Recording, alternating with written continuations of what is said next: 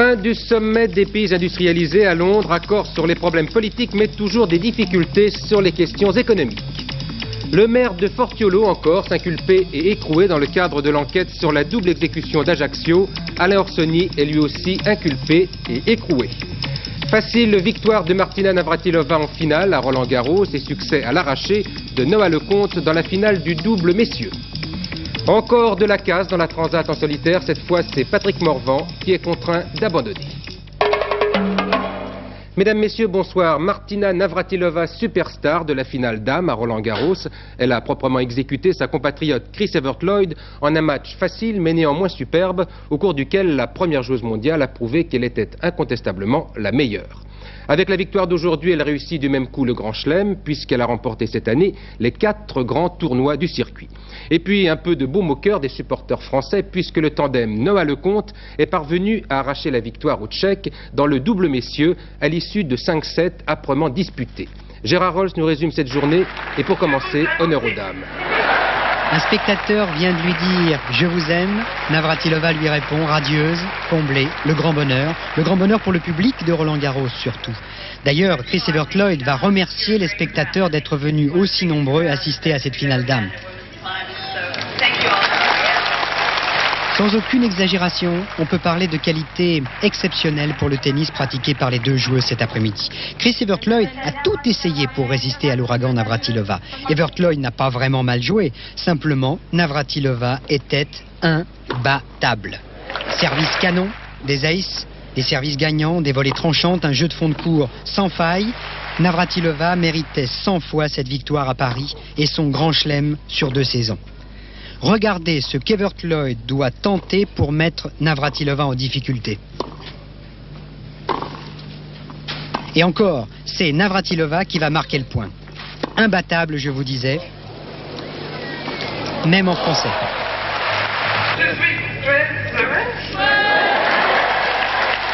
Dans la finale du double, excellente performance de Noah et Lecomte qui ont battu Smith Slozil en 5-7.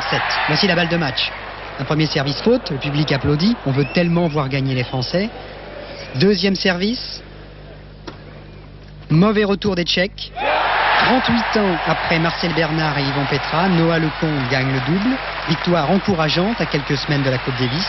Victoire sympathique pour ces deux copains qui se sont offerts ce titre de Roland-Garros sur un plateau. Le sommet des pays les plus riches d'Occident à Londres, ce sommet s'est achevé tout à l'heure sans surprise notable. Les chefs d'État et de gouvernement se sont entendus sur 3 déclarations politiques qui concernent les relations Est-Ouest, le conflit dans le Golfe et le terrorisme international. Un sommet dont l'enjeu était pourtant avant tout économique avec le problème de la dette des pays du tiers-monde. Les 7 ont décidé à cet égard de poursuivre des politiques destinées à faire baisser les taux d'intérêt. De Londres, le compte-rendu de nos envoyés spéciaux, Georges Bortoli et Philippe Sassier. Des troubles faits autour du sommet de Londres, ces milliers de manifestants antinucléaires demandant à Ronald Reagan de ramener ses missiles de croisière chez lui. Une façon de contrebalancer un peu l'image triomphale que M. Reagan a voulu laisser de son séjour à Londres. Un peu, mais pas trop, puisque tout s'est passé sans incident majeur. De toute façon, le sommet n'a pas été troublé par les bruits de la rue et Mme Thatcher a donné lecture de 3 textes dans lesquels les participants, premièrement, appellent l'Irak et l'Iran à faire la paix, deuxièmement, s'engagent à renforcer leur coopération contre le terrorisme international grandissant, enfin, et c'est le plus important, les 7 chercheront à étendre le dialogue et la coopération avec l'Union soviétique et ses alliés, l'Union soviétique étant appelée à répondre positivement aux propositions que les États-Unis lui ont faites de reprendre les négociations nucléaires. Mais ce sommet est avant tout une réunion économique et le président Mitterrand n'avait pas caché qu'il venait à Londres pour poser le problème de la dette des pays pauvres et de l'impact de la hausse des taux d'intérêt américains sur cette dette et sur les économies européennes. Chacun a montré un peu de bonne volonté. Les Français obtiennent qu'on étudie le moyen de faciliter l'accès des pays pauvres à de nouveaux moyens de financement. Les Américains, eux, obtiennent qu'on salue leurs efforts pour diminuer leur déficit budgétaire, mais reconnaissent discrètement qu'il existe un lien entre leur déficit et les taux d'intérêt trop élevés. Bref, les 7 interprètent à leur manière la politique des petits pas. On n'a pas montré du doigt les États-Unis d'Amérique, ce n'était pas notre rôle. Mais quand on parle de taux d'intérêt élevés de l'argent, il s'agit bien des taux réels. Comment ne pas penser à la monnaie principale? Donc, de ce point de vue, quand vous aurez en main la déclaration, vous verrez que l'on revient à plusieurs reprises sur cette nécessité de les voir baisser.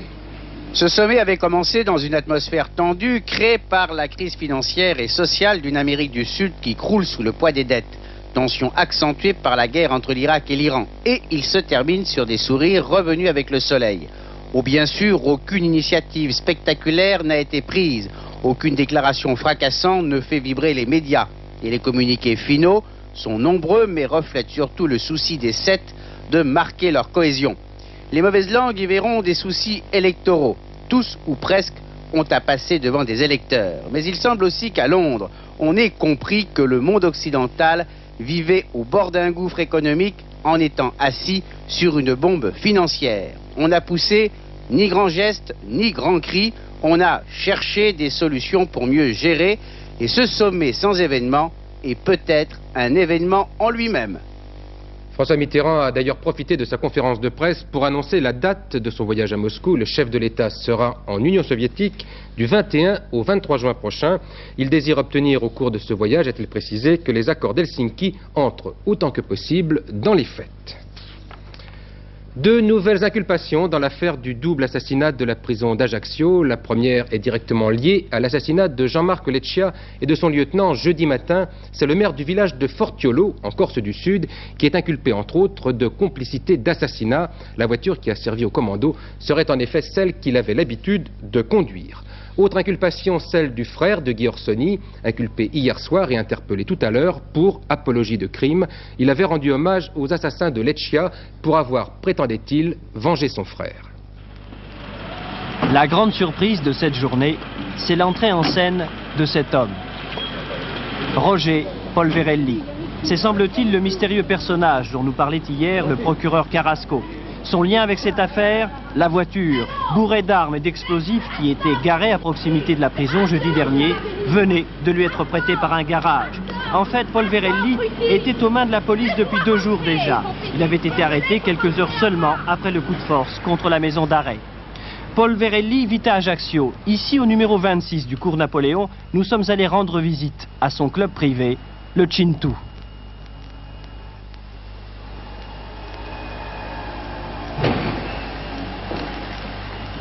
Bonjour monsieur, nous sommes de la télévision. Excusez-moi de vous déranger. Pardon? C'est ici que monsieur Polverelli anime ce cercle de jeu depuis quelque temps. Les affaires y seraient d'ailleurs florissantes. Polverelli avait, paraît-il, un ami lui aussi, propriétaire de cercle, mais à Paris, Marcel Franchisi, assassiné en janvier 82. Mais Polverelli a aussi des responsabilités politiques. Aux élections régionales, il était le 3e de la liste défense des intérêts de la Corse. Et à Fortiolo, ce petit village situé à 40 km d'Ajaccio, Polverelli a été élu maire il y a quelques mois sur une liste RPR. C'est un jeune.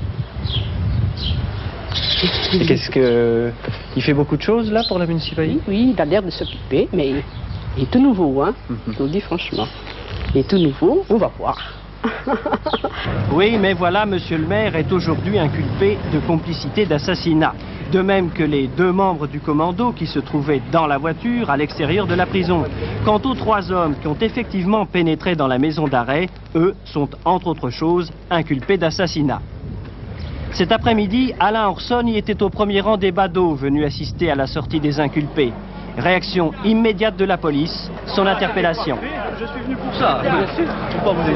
Quelques heures plus tard, Orsoni était inculpé pour apologie du crime et écroué. Intimidation ridicule. Mais l'autre surprise de la journée a été le transfert de tous les inculpés hors du territoire corse. Et c'est en avion qu'ils sont partis vers la prison des Baumettes, à Marseille. Alors bientôt peut-être en saurons-nous davantage sur l'affaire Orsoni, à ceci près que les hommes inculpés aujourd'hui semblent de fervents adeptes de la loi du silence. Il n'y a plus d'espoir pour Enrico Berlinguer, le secrétaire général du Parti communiste italien, victime avant-hier soir d'une hémorragie cérébrale. M. Berlinguer serait entré dans un coma irréversible et son état serait ce soir irrécupérable. C'est ce qu'a déclaré l'un des médecins qui se trouvent à son chevet. Aujourd'hui encore, l'Italie et le Parti communiste de ce pays sont en état de choc. Victor Vraiment. À l'hôpital de Padoue, il y a de plus en plus d'animation. Il y a eu le bulletin de ce matin qui évoquait une aggravation de l'état de santé de Berlinguer. Mais surtout, il y a eu, après la lecture du bulletin de santé, cette déclaration du directeur de l'hôpital. Il y a peu de chances de survie, moins de 10%. Commentaire également d'un cardiologue de l'hôpital. Berlinguer se trouve maintenant dans un coma irréversible. Ce sont les fonctions cérébrales qui sont particulièrement atteintes. À l'extérieur du siège du Parti communiste italien, à Rome, aujourd'hui comme hier, il y a une petite foule de militants émus. Un certain nombre de dirigeants communistes sont restés à Rome, d'autres sont allés à Padoue. De toute façon, on prépare fébrilement la succession d'Enrico Berlinguer. C'est d'autant plus important qu'il est difficile et délicat de remplacer Berlinguer. Et puis, nous sommes en pleine campagne électorale, à une semaine des élections européennes du 17 juin. On s'est même demandé si le Parti communiste italien n'allait pas dépasser pour la première fois la démocratie chrétienne à l'occasion de ces élections. Alors comment vont réagir les électeurs italiens à la disparition d'Enrico Berlinguer? Deux nouveaux objectifs navals, en d'autres termes des navires, ont été attaqués par l'aviation irakienne près du terminal iranien de Karg. Une attaque destinée, selon Bagdad, à montrer sa détermination à resserrer le blocus maritime imposé à l'Iran. L'aviation irakienne a par ailleurs bombardé plusieurs cibles dans différentes régions de l'Iran. Patricia Coste. Depuis mardi dernier, Iraniens et Irakiens sont entrés dans une nouvelle phase, celle du bombardement des villes qui n'avaient plus été visées depuis 2 mois. En Iran, d'où nous arrivent les premières images de ces raids, 15 villes ont été désignées par les Irakiens et certaines touchées, ici Nahavand, au centre-ouest du pays. Après un premier raid très meurtrier sur Bané, qui aurait fait plus de 300 morts, les habitants des autres villes auraient eu le temps de quitter leur domicile. Les bilans sont néanmoins lourds, plusieurs dizaines de morts et de nombreux blessés.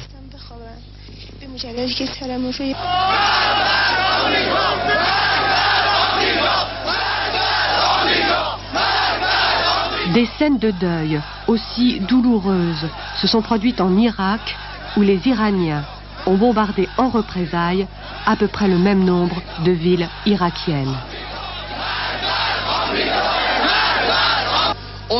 Hier, à Téhéran, le président Khamenei a mis de nouveau en garde les pays du Golfe et les a exhortés à ne plus aider l'Irak en lui offrant argent, port ou propagande. Si ce dernier appel n'était pas entendu, Téhéran entrerait cette fois directement en conflit avec les pays du Golfe, a menacé le président Khamenei. Dans le même temps, la radio appelait tous les volontaires déjà entraînés à rejoindre leur caserne avant jeudi de la semaine prochaine. 2 personnes tuées et 2 autres blessées dans l'explosion d'une voiture piégée au Liban. Cela s'est passé à 20 km au nord de Beyrouth, dans le secteur chrétien de Jounieh. C'est le premier attentat de ce type en territoire chrétien depuis l'été 83. Par ailleurs, les obsèques de l'observateur français tué au début de la semaine à Beyrouth, ces obsèques se sont déroulées ce matin sur la base aérienne d'Aix-les-Milles.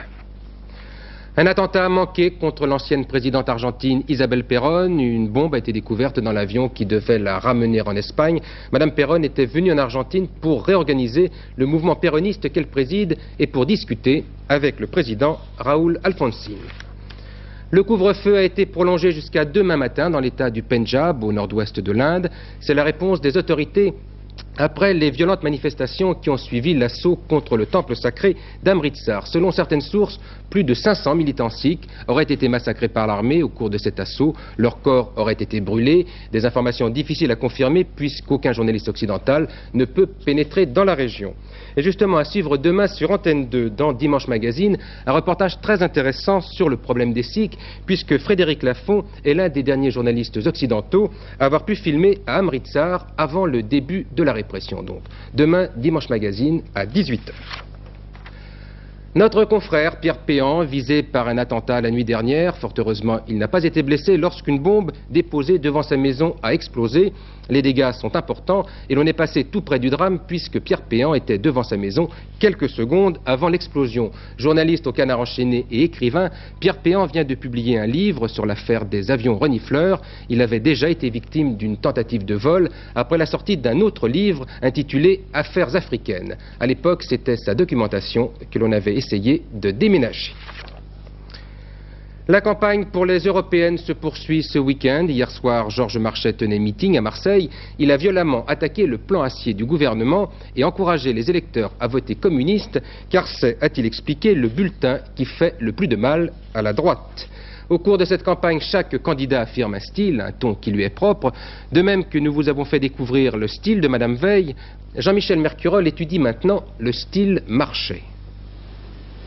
Plutôt maussade le trajet de Georges Marchais vers son meeting de Lille. Les usines dans le paysage lui rappellent qu'il dénoncera ce soir la casse de régions industrielles entières. La faute de l'Europe des marchands, dira-t-il, qui ont beaucoup détruit et peu construit. De quoi rendre maussade à son tour le secrétaire général du PC. Non seulement il lui faut combattre cette Europe-là, mais aussi mobiliser ses troupes au beau milieu des désillusions et du mécontentement. Ils ont licencié, ils ont fermé un atelier de production en disant qu'ils voulaient sauver 145 emplois et ils ont maintenant fermé, ils ont déposé le bilan pour la société. Un brin de réconfort tout de même quand ces ouvrières d'une usine occupée offrent des cadeaux à Georges Marchais pour son anniversaire, 64 ans avant-hier.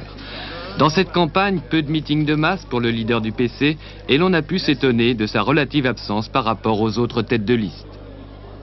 Moins de meetings. Écoutez, la campagne pour les élections présidentielles, elle a duré 1 an. Bon, alors celle-ci, elle va durer 2 mois.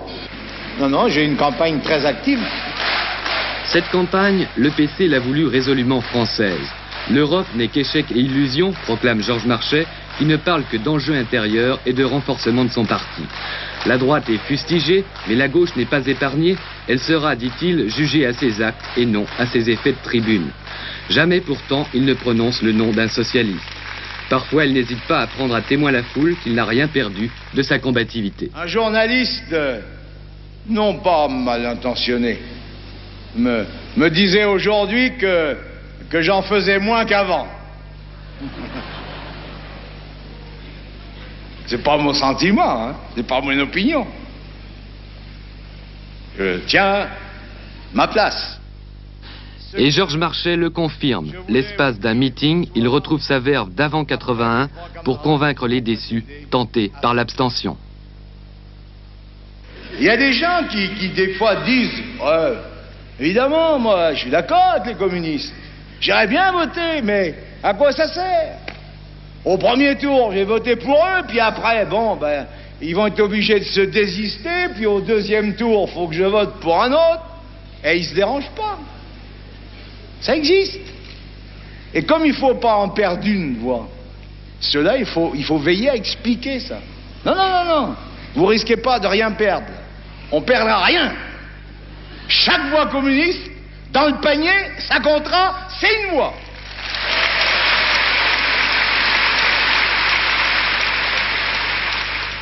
Ça passe ou ça casse dans la Transat, et ça casse beaucoup cette année, puisqu'après Philippe Gentot, c'est Gilles Gainet qui a des problèmes et Patrick Morvan qui est contraint à l'abandon. Le mât de Gilles Gainet s'est fendu, tandis que le catamaran de Patrick Morvan, qui était en tête, a heurté une bille de bois, déchirant du même coup l'une de ses coques. Une compétition décidément marquée du signe de la malchance. Henri Bodiguel.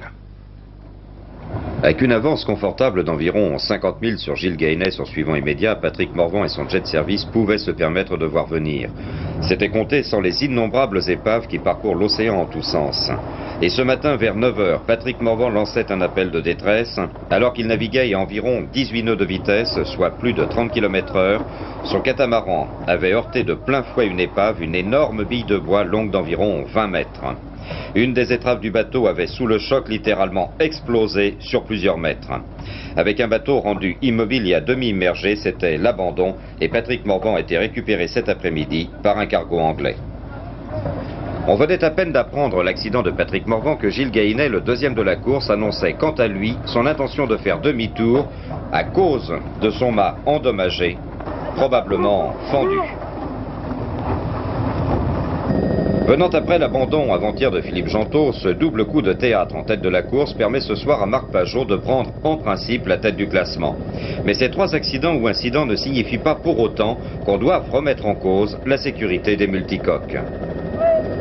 C'est la compétition qui devient de plus en plus dure, les bateaux sont de plus en plus rapides, ils demandent d'être menés avec plus de vigilance, c'est certain. Mais l'incident de Patrick était imprévisible puisqu'une bille de bois, vous la voyez au dernier moment. Donc ça aurait été la même chose pour un monocoque? Pour un monocoque, ça aurait été pire parce que le bateau aurait coulé immédiatement sous ses pieds. C'était aujourd'hui l'avant-dernière étape du Tour d'Italie, une étape sans difficulté particulière et qui a permis au Français Laurent Fignon de conserver son maillot rose. Cela dit, son principal adversaire, l'Italien Francesco Moser, en a quand même profité pour réduire un peu son écart. Porteur du maillot rose depuis l'étape d'hier, Laurent Fignon s'est contenté aujourd'hui de marquer au plus près son adversaire principal, à savoir Francesco Moser, le précédent leader. Fignon n'avait d'ailleurs aucune raison de se forcer exagérément, dans la mesure où la dernière étape sera disputée demain contre la montre, un exercice dont le Français se méfie d'autant plus que Moser a très bonne réputation dans ce type d'épreuve. L'arrivée de l'étape cet après-midi a été disputée au sprint à l'avantage de Bontempi devant Rossola, 2 Italiens, mais Moser qui termine 3e a récupéré 10 secondes de bonification, de sorte que l'écart n'est plus que d'1 minute 21 secondes entre Laurent Fignon, toujours maillot rose, et Francesco Moser, le seul qui peut encore empêcher Fignon d'être demain le 3e Français à enlever le Tour d'Italie après Jacques Anquetil et Bernard Hinault. Une discipline difficile et peu spectaculaire, mais qui demande un sacré courage. Il s'agit de la marche à pied. C'était aujourd'hui l'arrivée de Paris-Colmar, une épreuve disputée sur 516 km et demi. C'est le Français Jean-Claude Gouvenot qui l'a emporté en couvrant cette distance en 62 heures et 31 minutes. Le Belge Roger Piéquin est arrivé 2e à 1h59 minutes du Français. Les turfistes seront à la fête demain à Chantilly pour l'un des 4 grands prix de la saison, le prix de Diane. Cette course servira d'ailleurs au support du tiercé. Les conseils avisés de Pierrette Bresse. Les 15 meilleures pouliches du monde s'affronteront demain dans le prix de Diane Hermès. Jusqu'à présent, c'est Grismine qui domine cette génération de 3 ans. Revoyons-la dans le prix Saint-Alary qu'elle gagna le 20 mai dernier. Grismine est en train de déployer sa pointe de vitesse. Elle est montée par Yves Saint-Martin, qui porte la casaque bleu toque jaune du baron Guy de Rothschild.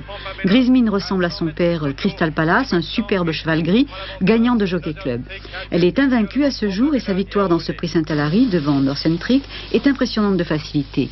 Mais parmi les outsiders, j'ai remarqué Toriane. Cette jument a été très malade durant tout l'hiver. Elle atteint maintenant un bon niveau de forme. Elle est bonne, très bonne même.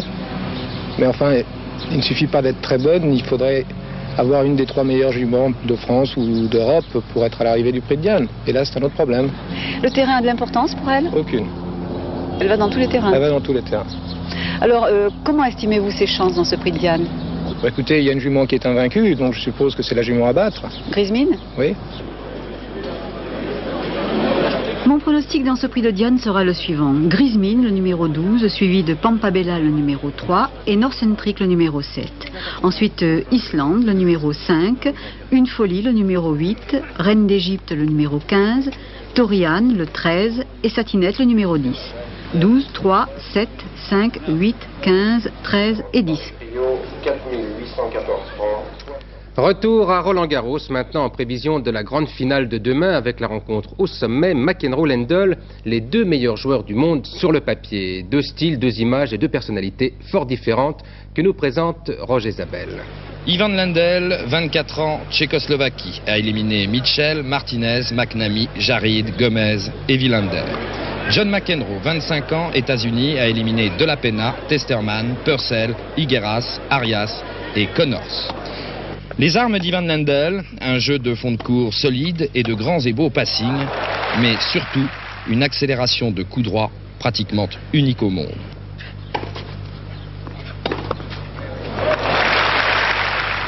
John McEnroe n'a pas de faiblesse, tous ses coups sont forts, mais le plus beau et le plus efficace, c'est le service. Ensuite viennent les volées et surtout un toucher de balle toujours plus étonnant, allié à une présence devant le filet qui déroute tous ses adversaires. Il n'a pas perdu un match depuis le début de la saison. Et s'il ne jouait pas au tennis, que ferait-il? Selon un sondage de l'IFRES publié par le magazine Vogue, 1000 personnes à qui l'on a posé la question estiment qu'Ivan Lendl serait soit informaticien, soit professeur de physique-chimie. John McEnroe, lui, serait dessinateur de bande dessinée pour 31% des personnes interrogées. La différence de caractère entre les deux finalistes est frappante et lorsqu'on est à la fois arbitre à Roland-Garros et psychiatre de métier, c'est encore plus évident. John McEnroe est une personnalité caractérielle, c'est un perfectionniste, son comportement n'est pas pathologique, c'est du relationnel, il attend une faille au niveau de l'arbitre pour s'y engouffrer et c'est une des forces de son caractère. Par ces fixations-là, il trouve le moyen de se motiver. Ivan Lendl, il faut le situer un peu plus au niveau d'un contexte socio-culturel. Il vient des pays de l'Est, il est parti à l'âge de 15 ans.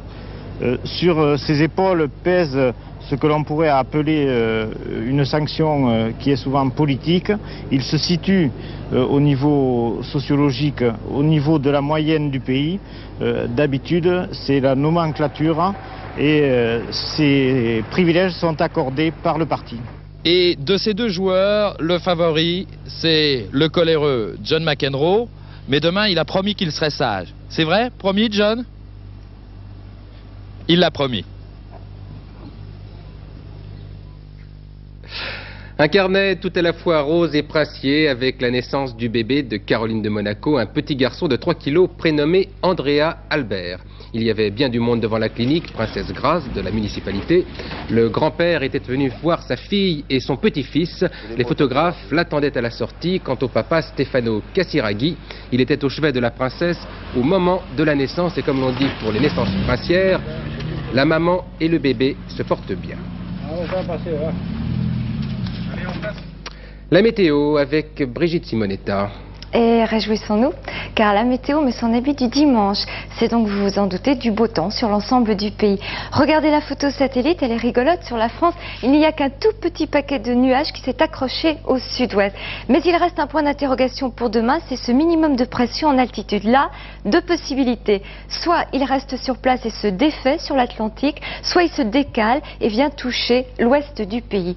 En résumé, sur notre carte, alors qu'il faisait très très beau aujourd'hui sur la Bretagne, les nuages seront beaucoup plus nombreux demain. Ils n'empêcheront cependant pas la formation de quelques éclaircies. Sur le sud-ouest, persistance de ce paquet de nuages que nous avons vu sur la photo satellite.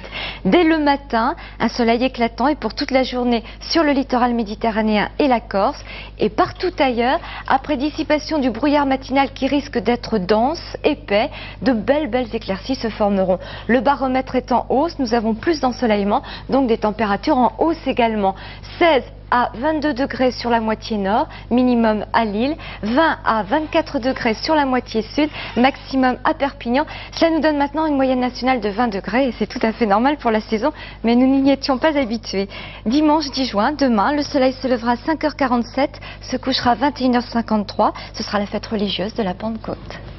Le dernier journal vous sera présenté à 23h20 par Hervé Claude, juste avant Bonsoir les clips. Demain, Daniel Bilalian sera là à 12h45 et je vous retrouverai à 20h. Très bonne soirée sur Antenne 2 avec Champs-Élysées, juste après la publicité.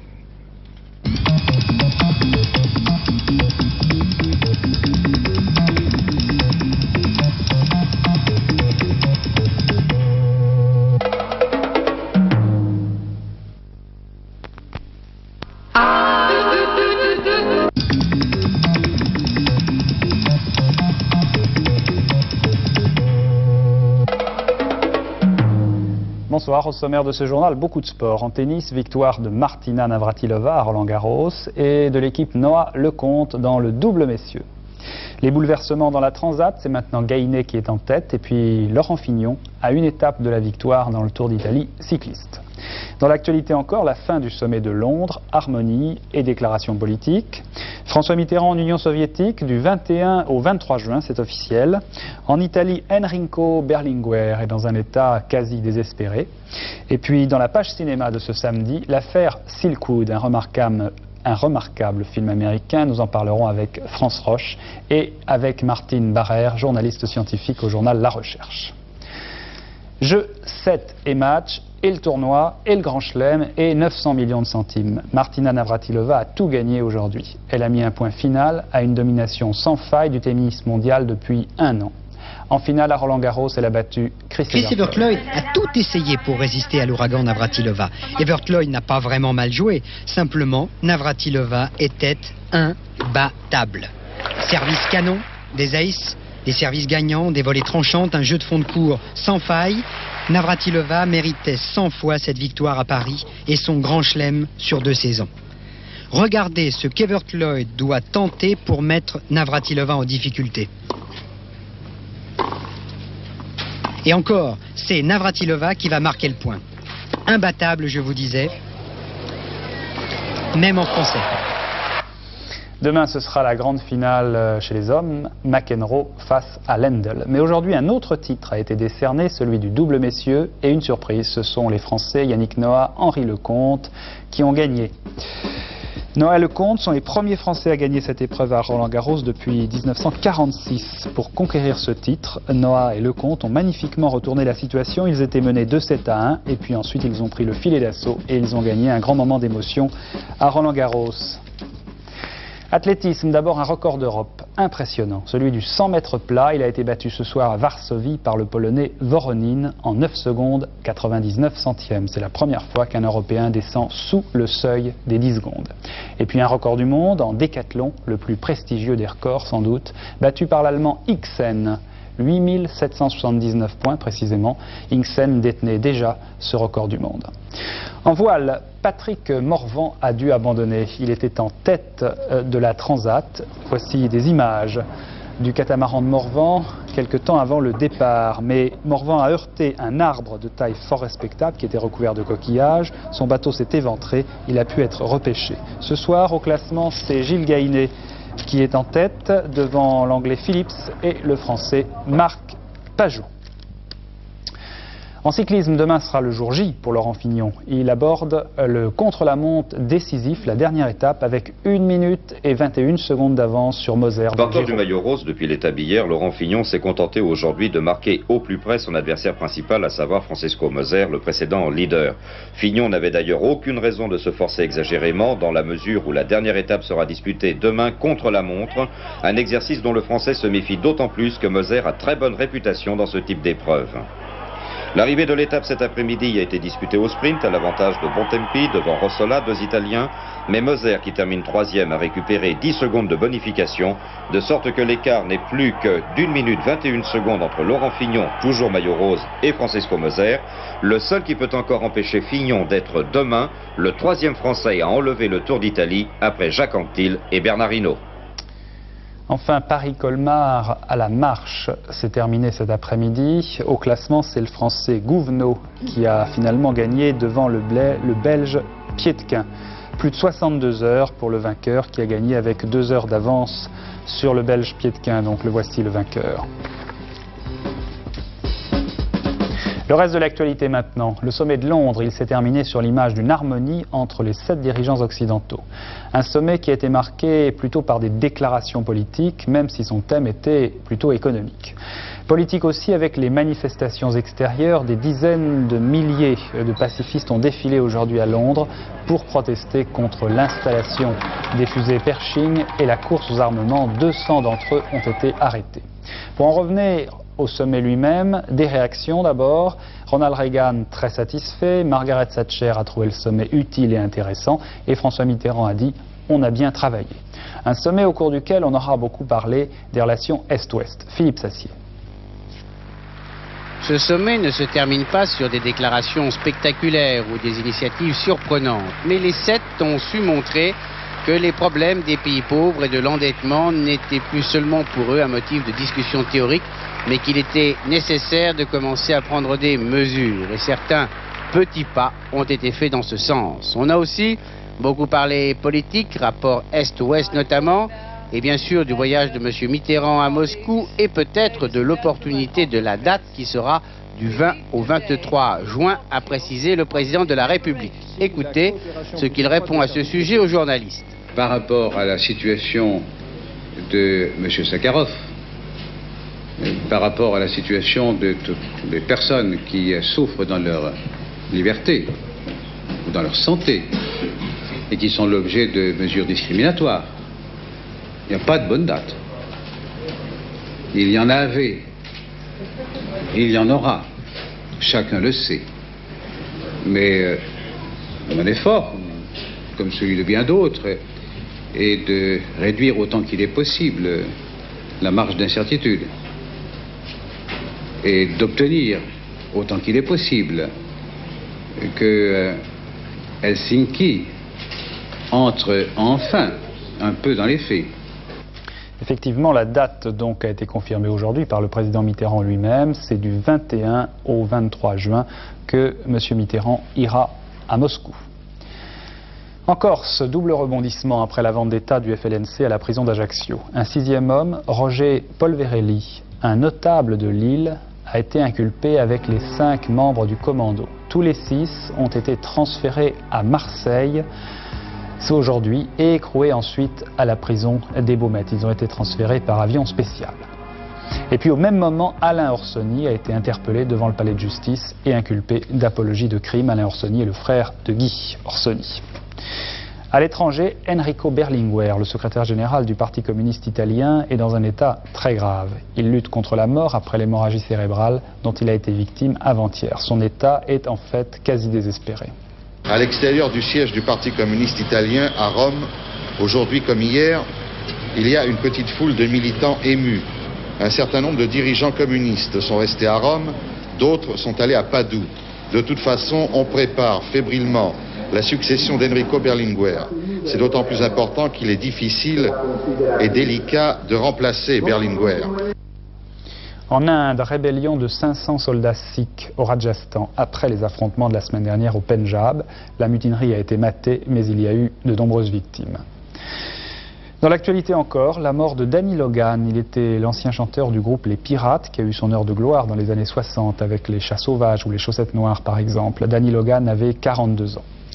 Et puis pour terminer, sur une note plus rose, je vous rappelle que Caroline de Monaco a donné naissance à un petit garçon. Hier soir, il s'appelle Andrea. Toute la famille princière se porte bien. Voilà pour l'actualité de ce samedi. Auparavant, je vous donne tout de même le loto. Le loto, aujourd'hui, les numéros gagnants 8, 20, 26, 32, 42, 51, le numéro complémentaire. Vous l'avez vu. Voilà, demain nous serons le dimanche 10 juin sur notre agenda. D'abord, la visite du secrétaire général de l'ONU, M. Pérez de Cuellar, en Jordanie. Ensuite, la Biennale de Venise, elle commence demain. C'est une manifestation artistique qui a un retentissement européen. Du sport, avec en tennis la finale du simple messieurs à Roland-Garros, McEnroe face à Lendl. Moto, le Grand Prix de France au Castellet. Et puis un tiercé demain. Il se court dans le Prix de Diane à Chantilly. Voici les pronostics de Pierrette Bresse pour ce tiercé. Le 12, le 3, le 7, le 5, le 8, le 15, le 13 et le 10.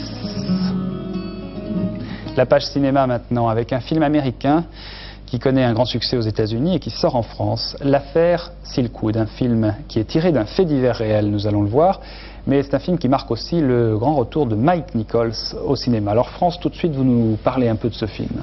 Mais oui, justement, vous disiez faits divers réels, et Hollywood a toujours aimé les biographies de personnages authentiques, les événements de la proche histoire, mais on dirait que ces événements deviennent de plus en plus proches du cinéma. On fait des films sur des gens qui vivent. On a fait L'étoffe des héros sur les cosmonautes, on a fait Star 80 sur un assassinat qui avait eu lieu il y a 2 ans. Et l'affaire Silkwood est une histoire qui s'est véritablement passée.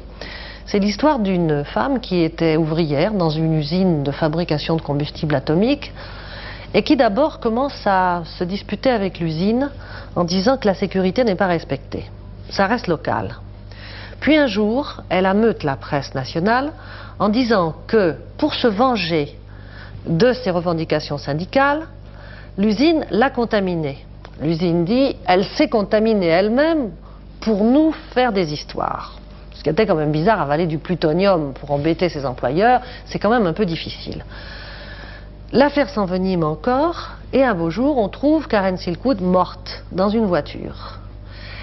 Un journaliste qui s'occupait d'affaires syndicales dit « J'avais rendez-vous avec elle, elle devait m'apporter la preuve que l'usine ne respectait pas les normes de sécurité. » L'usine dit « C'était une femme qui prenait des tranquillisants, on fait des analyses, en effet, elle avait des tranquillisants dans le sang, elle pouvait avoir perdu le volant ou elle pouvait s'être endormie en conduisant. » Mais on fait une autre enquête et on découvre que son pare-choc a reçu un choc. Alors, Karen Silkwood a-t-elle été tuée par les gens de l'usine qui voulaient la faire taire? A-t-elle été la victime d'un chauffard?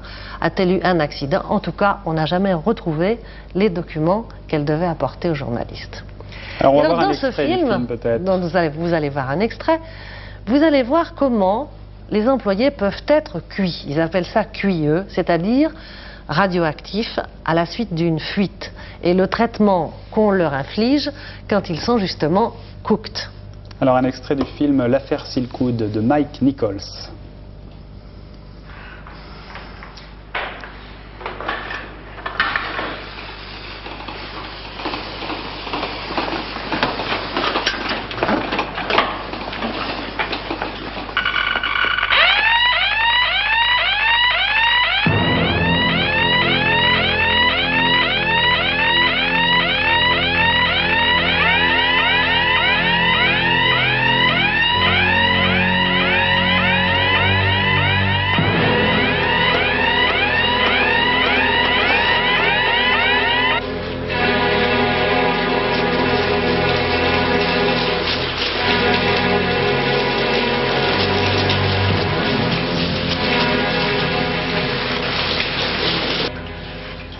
Bring one of these in every week and leave it on the shelf just outside the locker room.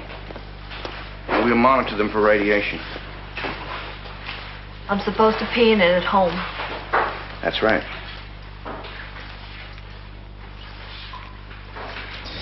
Michel Barrère, vous êtes journaliste scientifique au journal La Recherche. Alors d'abord, la première question que je voudrais vous poser, quand on voit ces images, est-ce que c'est très vraisemblable? Est-ce que ça se passe comme ça quand on est contaminé par du plutonium?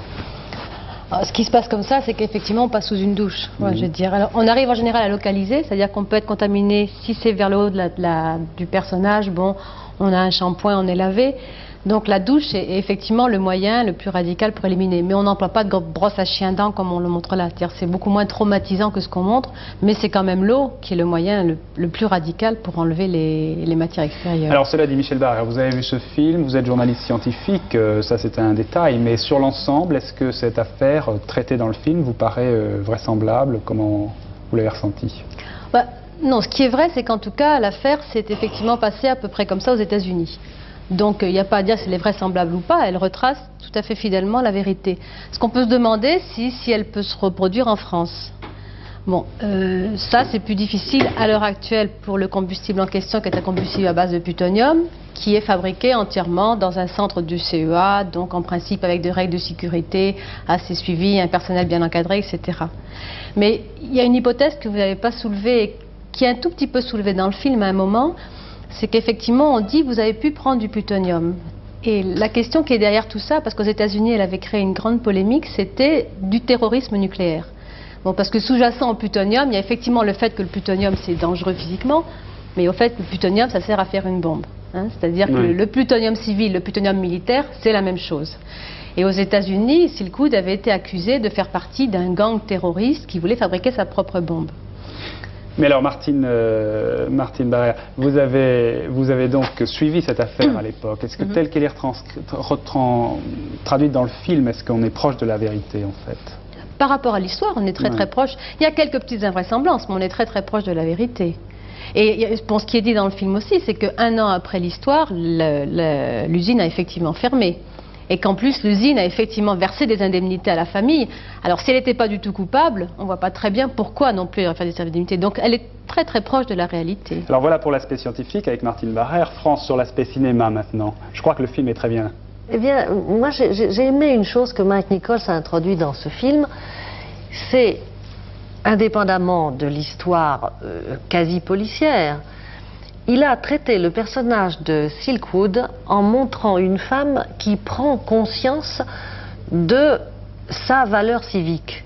elle est montrée, et elle avait été montrée dans le véritable fait divers, comme une femme très négligente qui avait abandonné ses 3 enfants avec son premier mari, qui vivait avec un homme avec lequel elle n'était pas mariée, une amie qui était lesbienne, tout ça, fumait un peu la Marie-Jeanne, on prenait des tranquillisants, enfin bon, ce n'était pas un personnage qui obéissait à la morale moyenne de la silent majorité américaine.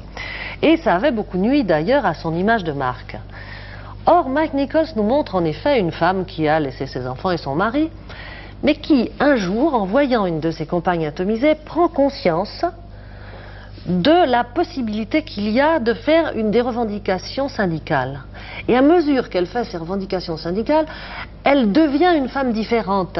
Elle existe, elle travaille, elle téléphone, elle se sent solidaire de ceux qui sont dans l'usine et solidaire de la nation qui est menacée finalement par cette usine si vraiment le combustible atomique qui est fabriqué est mis dans des conteneurs qui fuient et qui peuvent produire des explosions.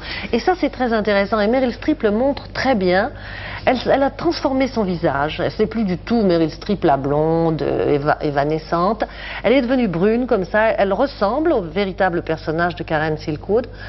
Et elle passe en effet d'une espèce de négligence un petit peu bohème à la conscience d'une femme qui a trouvé ce qu'elle devait faire. Est-ce qu'à l'époque, l'affaire Silkwood avait eu ce retentissement qu'il semble avoir dans le film? Il avait eu aux États-Unis un retentissement très très fort dans tous les mouvements qualifiés d'antinucléaires. En France, c'est essentiellement les syndicats qui en avaient eu connaissance. Et dans la communauté scientifique? En France, non. Aux États-Unis, oui. Aux États-Unis, en France, oui. Il y avait eu peu d'écho. Peu d'écho. Oui. Comment vous expliquez cela? Je pense qu'on peut faire une analogie avec le syndrome chinois. Hein. C'est-à-dire que les Français sont convaincus que ce qui se passe ailleurs ne peut pas arriver chez eux. Et je pense que ça va sans doute être un problème pour le film. C'est-à-dire que le syndrome chinois qui avait eu un succès énorme et qui était arrivé au moment de l'accident de Three Mile Island et qui était tout aussi vraisemblable que ce film-là, avait connu un succès énorme aux États-Unis et en France avait été complètement boudé. Et on risque d'avoir le même problème avec le film en France, alors que c'est un vrai problème, le mélange des fonctions du plutonium entre le nucléaire et le civil. Vous avez l'impression que les Américains ont plus peur du nucléaire que les Français? Plus peur, j'en sais pas, mais en tout cas les Français, ils veulent surtout pas être au courant, comme ça ils risqueront pas d'avoir peur. Merci Martine Barrère. Merci France Roche. Pour terminer cette page spectacle, je vous présente un beau livre pour les amateurs de ballet, Le Lac des Cygnes, un supplément de l'avant-scène ballet danse, de très belles photos de ballet donc du Lac des Cygnes. Voilà, tout à l'heure quand je vous ai donné le loto, il y avait une erreur sur le synthétiseur, c'est ce qui m'a troublé. Le voici donc avec les bons chiffres et dans l'ordre, le 8, le 15, le 20, le 26, le 32, le 42, le numéro complémentaire c'est le 48. Et puis comme chaque jour, pour terminer la météo, nous écoutons les prévisions de Brigitte Simonetta.